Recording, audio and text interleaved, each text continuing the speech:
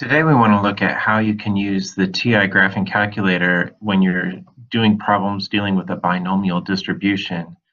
Now, binomial distributions is a special distribution of probabilities associated with something that fits the binomial characteristics.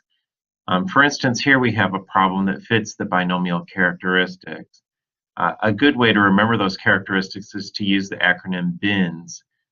The B in bin stands for binomial. There are only two options. So in this problem, we can see that someone wants to make free throws. Their only options are either to make the shot or not make the shot. So that has two options. It's a binomial type of situation.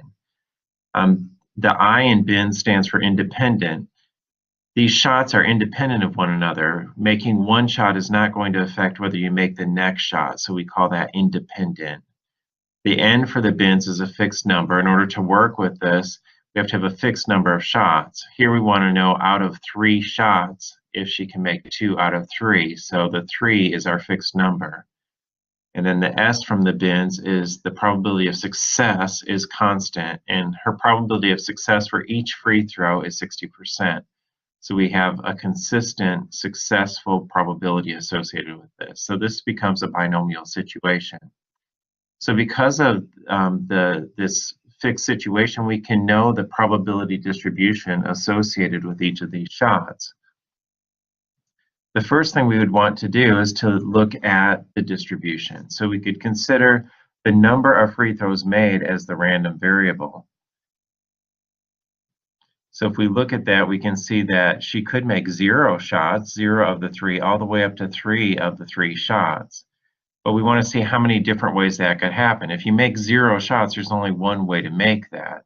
You missed all of them. And if you make all 3 shots, there's only one way to do that. You make all 3 of them. But if you only make 1 shot, you could make the first shot, the second shot, or the third shot. So we have to consider all of those options. So I've written out all of the options here. Here we didn't make any of the shots. We failed all of the shots. And here we succeeded with all of the shots. And then we can see that to succeed with just 1 shot, there were 3 different ways, and to succeed with 2 shots, there are 3 different ways. So that becomes our distribution. We can list those in here. So if I showed those, I could see that the probability of failure for 3 shots would be 0.4 times 0.4 times 0.4. The probability of succeeding with just 1 shot, I'd have a 0.6 times failure with the other 2. But that can happen 3 different ways, so I have to include that. If I want to succeed with 2 shots, I have 0.6. I have 60% chance on those 2 shots, but I fail on the other shot, and that can happen 3 different ways. If I want to succeed with all 3 shots, I have a 60% chance of success on each shot, and there's only one way for that to occur. So here's the entire distribution being shown, and if we work those out, we see that these are the values associated with that. Now, to find out the probability of getting 2 out of the 3 shots, well, we can see that that's shown right here, 0.432. Well, our calculator has a nice way of doing this for us, and one way is to use this distributions key. So if I press the second and then the vars key, I'll see a distribution menu show up, and I can scroll down here and see that one of the options is the binomial distribution. But we're not going to use this one because it gets a little difficult to put all of the values together. So what I've done is I've created a program for you, and I have another video to show you how to download and put this program onto your calculator. But the program is already on this calculator, so I just choose the program button, and I can choose the binomial program. I'll just hit enter, bring it up on the main screen, and then hit enter again. And this binomial program is going to work just by asking the basic information we need for this particular problem. So in this problem, it's asking what's the number of trials? What's our fixed number? So for our fixed number of trials, it's 3. And we'll hit enter. What's the probability of success for each of our trials? Well, it said in our problem it was 60%, so I'm going to put in 0.6 and hit enter. Now it's going to ask for a lower bound and upper bound, but we want her to make 2 out of 3 shots. And so my lower bound is going to be 2. My upper bound is also going to be 2 because I just want her to make 2. If I had wanted her to make 2 or more, then I could put 2 as the lower bound and 3 as the upper bound. Once I hit enter, it tells me that the probability of this occurring is 0.432, as we saw down here.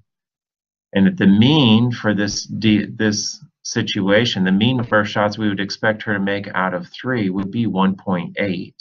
So if we were to work out the mean for this binomial distribution, we would get 1.8, and the standard deviation is about 0.85.